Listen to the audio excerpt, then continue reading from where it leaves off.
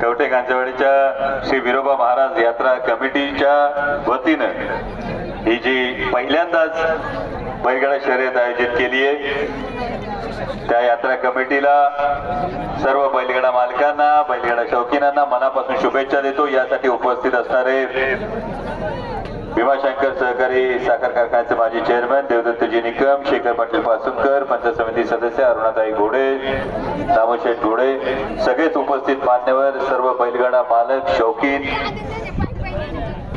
बैलगाडा शर्यत जसं सगळ्यांना माहिती आहे, शब्द दिला होता, भले भले सांगत होते, गाड्या आता काय सुरू होणार नाही, पण दादा फक्त माझ्यामुळे चालू नाही झाली, तुमच्या प्रत्येकामुळे ही चालू झाली। या प्रत्येक बैलगाडा मालकाचं, प्रत्येक बैलगाडा शौकीनाचं याच्यामध्ये तेवढंच यश आहे। फार वेळ बोलणार नाही, पण सध्याच्या महाराष्ट्राची राजकारणाची परिस्थिती पण गाड्यासारखी झाली आहे।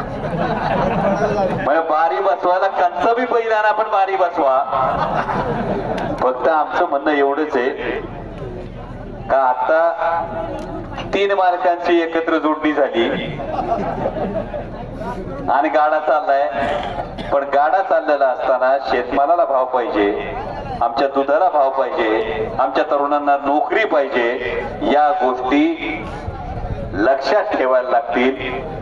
जोपर्यंत विकासाचा गाडा नंबरात बसत नाही तोपर्यंत बारी बसली असं म्हणता यायचं नाही। आणि त्यामुळं आता घोडा मैदान जवळच आहे, बारी लवकर बसवावी लागणार आहे। तुमच्या सगळ्यांचा पाठिंबा, तुमच्या सगळ्यांची साथ, तुमच्या सगळ्यांचा आशीर्वाद या पुढच्या काळात सुद्धा मिळत राहू। चेअरमन साहेबांनी जो दुधाचा फार महत्वाचा प्रश्न मांडला, या दुधाला रास्त भाव मिळावा यासाठी येत्या काळामध्ये, नजीकच्या भविष्य काळामध्ये तुमच्या सगळ्यांच्या साथीनं सरकारचे डोळे दुधावानी पांढरे होतील असं आंदोलन उभं करावं लागेल। आणि त्याचबरोबर जो बिबट्याचा प्रश्न आहे, या डिसेंबर मध्ये अधिवेशन आहे, या अधिवेशनामध्ये आतापर्यंत बाकी सगळे वेगवेगळ्या गोष्टी बोलत होते, पण राज्य सरकारने दिवसा वीज उपलब्ध करून द्यावी आणि केंद्र सरकारच्या माध्यमातून बिबट्यांच्या प्रजननावर नियंत्रण आल्याशिवाय आपल्याला बिबट्यांपासून दिलासा मिळणार नाही। त्यासाठी तुमचा लोकप्रतिनिधी म्हणून हक्कानं या 4ही तालुक्यांचं जे बिबट प्रवण क्षेत्रात त्याचं प्रतिनिधित्व करत असताना मी आग्रहाची भूमिका मांडेन असं तुम्हाला सगळ्यांना शब्द देतो। आणि त्याचबरोबर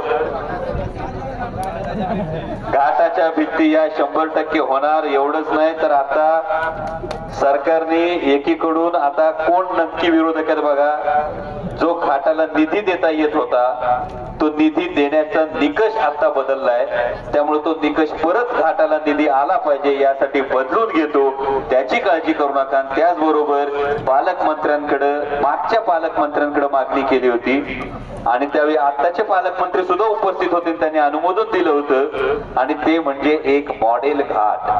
म्हणजे बैलगाडा शर्यत हा फक्त आमचा नाद न राहता देशोदेशीच्या पर्यटकांना या मातीत आणणार एक सक्षम साधन तयार झालं पाहिजे, या दृष्टीने आपण एक मॉडेल घाटाची संकल्पना मांडली आणि त्याचा सुद्धा पाठपुरावा करेल हा शब्द देतो। पुन्हा एकदा यात्रा कमिटीला या सुरेख आयोजनाबद्दल तुमचं मनापासून आभार मानतो आणि पुन्हा एकदा तुमचा सर्वांचा हा उत्साह, हे प्रेम असंच टिकत राहू, जगाच्या पाठीवर ही आपली बैलगाडा शर्यत लवकरात लवकर पोहोचवण्यात आपल्याला यश येऊ या जगदंबेकडे प्रार्थना करतो आणि थांबतो।